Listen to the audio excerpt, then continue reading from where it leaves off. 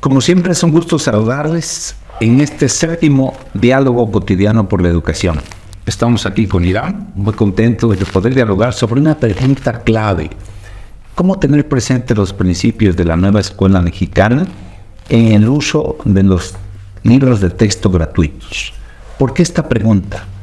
Porque luego suele suceder que, no obstante, los libros son muy valiosos y traen procesos reflexivos importantes, pero a veces los divorciamos de los principios de la nueva escuela mexicana. Por ejemplo, la nueva escuela mexicana plantea muy claramente que hay que formar seres humanos solidarios, pero en el libro a veces no concretamos eso. Formar ciudadanas y ciudadanos responsables, éticos, pero a veces en el libro nos seguimos con las actividades y ya no hacemos la relación.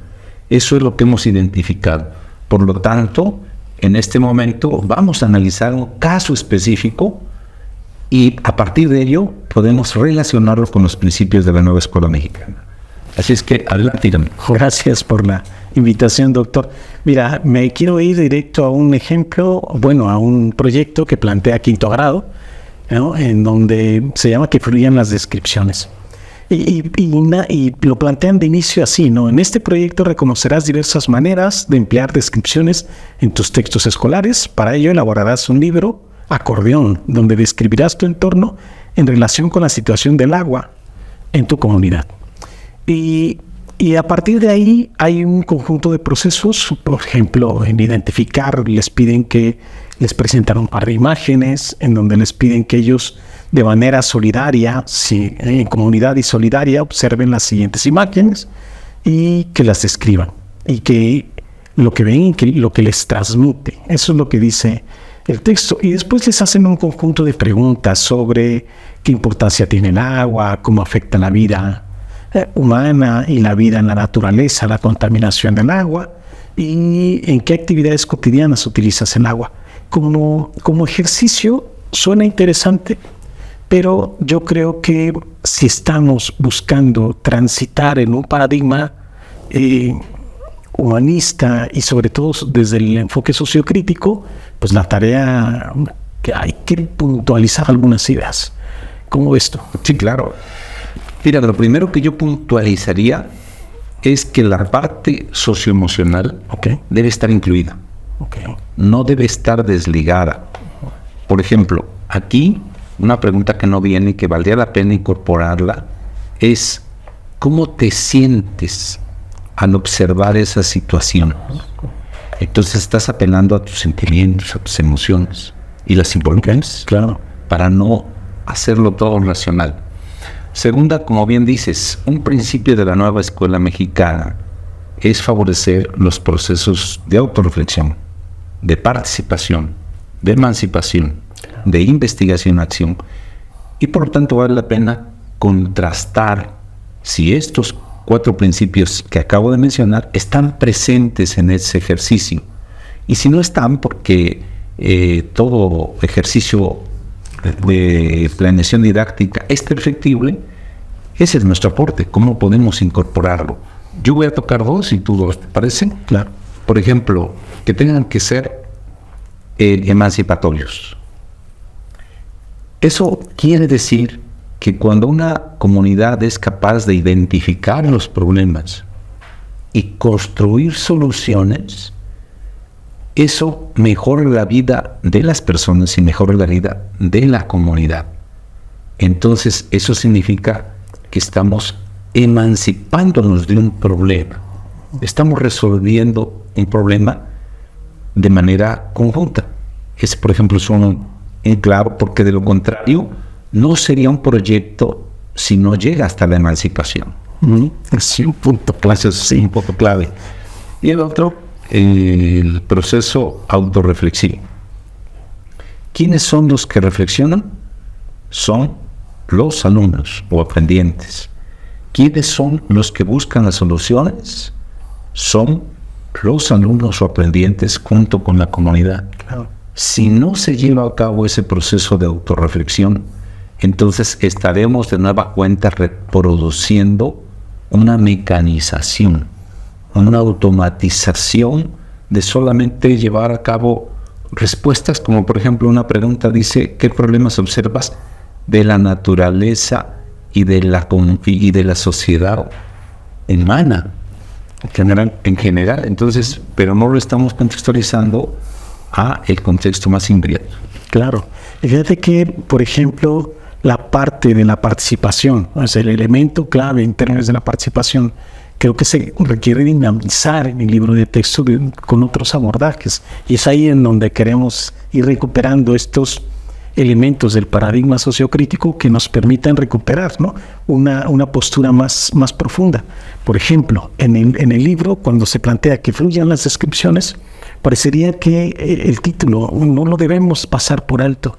Es importante discutir y analizarlo, ver qué nos genera como idea inicial, pero cuando se nos plantea que en este proyecto conocerás y te pide que hagas un acordeón a manera de libro y que pretender que con eso resolvemos el problema del agua, pues yo creo que se queda bastante corto, sobre todo porque en la ruta del contenido propuesto en quinto grado, en la fase y específicamente el proceso de desarrollo de aprendizaje de quinto grado, que te pide que analices las problemáticas relacionadas con el agua que se presentan en tu comunidad, la importancia de su consumo y el manejo responsable, te dan muchos elementos para plantear un problema realmente auténtico. Pero en ese sentido, quizá la autenticidad de los problemas es un tema que tú traes más claro que yo. Muy bien, pero antes de entrar a la autenticidad, recordar algo importante. Okay. Un principio de la nueva escuela mexicana es formar en la democracia. Okay. Eso lo dice el artículo 3 de la Constitución. Claro, sí. No, formar una escuela democrática, una acción democrática, no como una forma de gobierno, sino como un estilo de vida. Uh-huh. Entonces, no existe democracia sin deliberación. Claro. No existe democracia sin deliberación y sin participación. Y sin consenso. Y sin consenso. Entonces, estos elementos deben estar presentes acompañando los ejercicios de los libros de texto. Claro. Ahora, en relación a la autenticidad, algo hay por grados. Uh-huh. Y creo que todos los casos pueden servir dependiendo para qué objetivo. Claro. Entonces, en este caso, puedes partir de un ejemplo inauténtico, como hacer un dibujo. Uh-huh. Más o menos auténtico o realista, hacer descripciones del problema del agua, como es lo que pide el libro. Uh-huh. Pero hay otros dos elementos claves, ¿no? Por ejemplo, sería un poco más auténtico si la persona es capaz de escribir propuestas sobre el consumo responsable del agua en su comunidad. Exacto. ¿No? Pero creo que hoy en día la apuesta tiene que ver con los problemas reales, ¿no? Y sería real si realizamos acciones al interior de nuestra escuela que permitan resolver los problemas del agua o del consumo responsable del agua en tu comunidad, en tu casa y en tu escuela. Perfecto. Entonces, si logramos transitar a que no sea un acordeón de un libro sobre el problema del agua, sino a tomar acciones concretas ahí, sí, la distancia es como más retadora, más valiosa, porque aquí observamos dos grandes grados, ¿no? Solo hacer un acordeón con las descripciones o llevar a cabo acciones tendentes a resolver el problema. Creo que aquí está la gran diferencia. Y por otro lado, creo que también a veces perdemos de vista uno de los principios de la nueva escuela mexicana, que son los ejes articuladores. Sí. Y que uno de ellos es el desarrollo del pensamiento crítico. Por ejemplo, nos quedamos en el programa anterior diciendo que íbamos a abordar esto, porque en el libro dice, tocará el pensamiento crítico, la apropiación de las culturas a través de la lectura y la escritura, que es en este ejercicio, pero no nos dice necesariamente cómo, y creo que Irán tiene un buen ejemplo aquí. Gracias, doctor. Es de que sí, creo que primero habría que recuperar la mirada desde dónde construir pensamiento crítico. Lindman hace una precisión muy valiosa cuando él habla de pensamiento crítico. Dice que el pensamiento crítico es ese tipo de pensamiento que facilita el juicio porque se basa en criterios, es autocorrectivo y sensible al contexto. Muy bien. Entonces, cuando decimos, pero además un juicio no es solamente lo que uno emite en términos de un discurso, de una redacción, de una postura, porque podríamos emitir juicios a favor del cuidado del agua y nada más, Aquí lo valioso sería que los juicios también implican una toma de posición, una acción concreta, un ejercicio activo, ¿no? Entonces, si buscáramos eso, por ejemplo, el pensamiento crítico, la pregunta sería: ¿cuáles son los criterios que pueden orientar a que el consumo del agua sea responsable? Exactamente. ¿Cuáles pueden ser los criterios que me permiten que el agua sea un ejercicio justo en términos de su distribución, ¿no? Me planteo hasta algunas preguntas que me decías, ¿no? Si podemos cobrar el agua igual a la gente de una casa o a la fábrica, ¿no? En términos de justicia o equidad. O si, no sé, pues, ¿cuáles pueden ser los criterios para decir que estamos usando razonablemente el agua? Entonces, cuando los chicos empiezan a hacer un análisis crítico de eso, ya podríamos ir avanzando de una manera distinta. Tienes toda la razón. Entonces, el pensamiento crítico requiere necesariamente la capacidad de elaborar juicios, pero para elaborar juicios necesitamos criterios. Y acabas de mencionar dos, ¿no? El uso responsable, ético del agua y el acto de justicia. Entonces, este diálogo con los aprendientes sería fabuloso. El agua es un derecho, se debe cobrar el agua o no, se debe cobrar por igual, como dices, a la casa o a las empresas, cómo la distribución llega a unas zonas y a otras no, cuáles son las causas fundamentales. Entonces, eso sí favorece el pensamiento crítico y no nos quedamos solamente en las descripciones de observar un problema, porque entonces nos estaríamos quedando en el plano descriptivo y no en el plano del proyecto que nos encausa la acción. Y fíjate que yendo más allá, por ejemplo, podríamos meter que en este mismo ejercicio te plantea otro eje articulador que es el acercamiento a la cultura a través de la lectura.